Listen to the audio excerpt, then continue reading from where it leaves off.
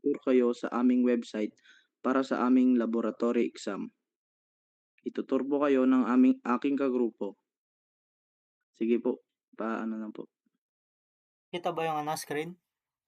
Kita? Hmm, nakita ko. Mm.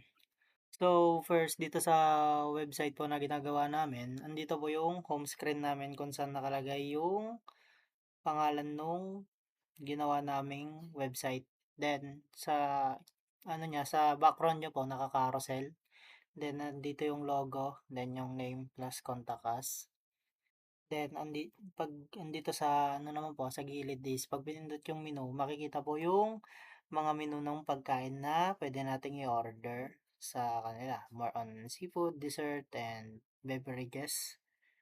Then, sa story naman po is yung kung paano nagsimula yung restaurant, kung paano siya na-build, and kung saan nagmula yung idea niya. And pag clinic naman po yung more, pwede tayong punta sa contact us or promotions. Sa promotions niya po is dito natin makikita yung mga specialties po na mga food and yung tawag na dito, yung meron din siyang button na learn more dito. Like, pero wala siyang nakalagay na information pa. Medyo kulang pa sa information. Then yan, yung mga family food na pwede or parang pang fiesta na pagkain na pwede nilang orderin.